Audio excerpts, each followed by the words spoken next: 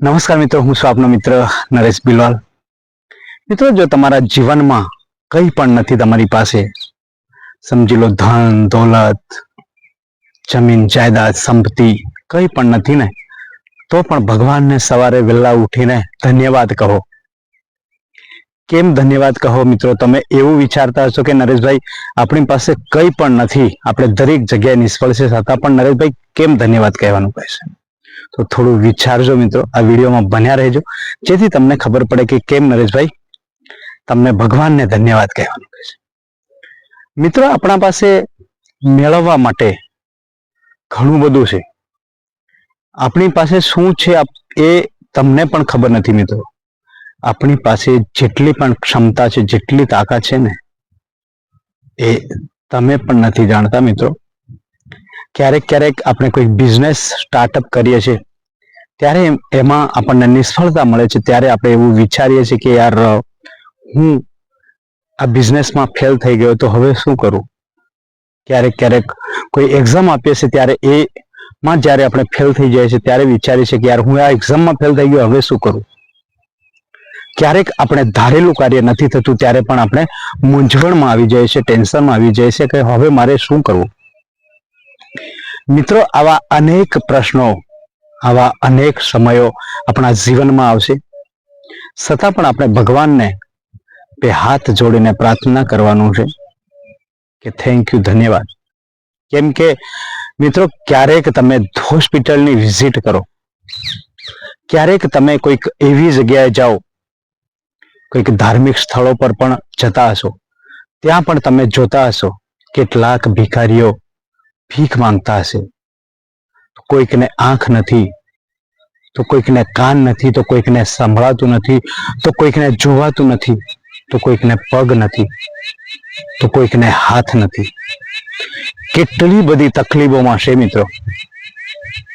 તો ક્યારેક હોસ્પિટલોમાં જઈને પણ વિઝિટ કરો, ત્યાં જઈને જોવો મિત્રો, માત્ર એમનો જીવ બચાવવા માટે લાખો રૂપિયા ખર્ચ કરે છે, લાખો દુઆઓ કરે છે, દરેક ભગવાનોને પગે લાગે છે, કરોડો રૂપિયા ખર્ચવા પણ તૈયાર થઈ જાય છે.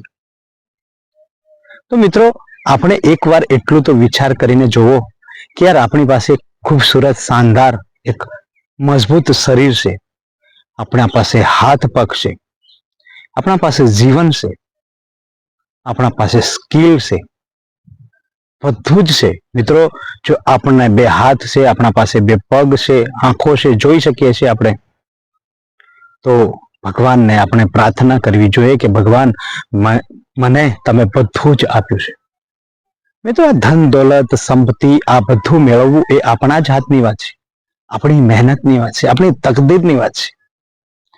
તો મિત્રો, કેમ આપણને જે વસ્તુ જે સ્વાર્થ માટે અથવા તો આપણને કંઈક સારું જીવન જીવવા માટે એ આપણા હાથની વાત છે, એ બાબતમાં કેમ આપણું જીવન સમર્પિત કરવું, કેમ દુઃખી થવું. આપણે જો ધારીએ તો બધું જ અચીવ કરી શકીએ છીએ, જો આપણું શરીર સુરક્ષિત હોય, આપણા હાથ પગ કાન બધું જ સુરક્ષિત હોય, તો પછી ભગવાન પાસે શું માંગવાનું. એ તો ભગવાનને શુક્રિયા અદા કરવાની જરૂર છે, કેમ કે આપણને આ એક સુંદર જીવન આપ્યું છે. હવે આ બધું મેળવવું ના મેળવવું એ તો આપણી મહેનત અને આપણી તકદીરની વાત છે. ઘણા લોકોને મેં જોયા છે મંદિરો પર જઈને પગે લાગતા કે યાર ભગવાન મને આ આપી દે, ભગવાન મને તેમ કરી દે, ભગવાન મને ઇલેક્શન જીતાડી દે. તો ક્યારેક કોઈક વ્યક્તિ એવા પણ જોયા છે જે નિષ્ફળ ક્યારેક થઈ જાય છે ને, ત્યારે આત્મહત્યા કરી લે છે. યા ઘણા બધા એવા રસ્તાઓ અપનાવે છે, ચોરી ધંધા કરે છે, જુગાર રમે છે, ઘણા બધા એવા ગલત રસ્તાઓ પર જતા રહે છે. તો એવા લોકો માટે સ્પેશિયલી આપણે વિડીયો બનાવ્યો છે કે મિત્રો, તમારી પાસે આવડત છે, સ્કિલ છે, બધું જ છે, પણ એને ડેવલપ કરો, એને બહાર લાવો, કંઈક કરવાની કોશિશ કરો.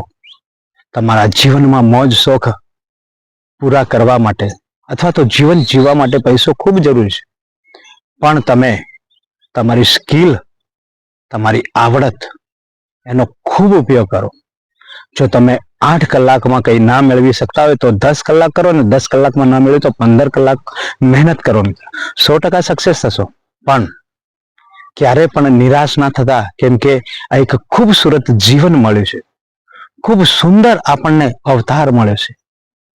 તો મિત્રો, ક્યારે દુઃખી ના થવું, જેમ બને તેમ આપણી સ્કિલને બહાર લાવો, સારું જીવન જીવવા માટેની કોશિશ કરો, 100% સફળ થશો. મિત્રો, જો તમને મારો વિડીયો સારો લાગ્યો હોય, કંઈક તમને જાણવા મળ્યું હોય, તો બીજા લોકોને શેર કરી દેજો અને મારી આ ચેનલને સબસ્ક્રાઇબ કરી દેજો.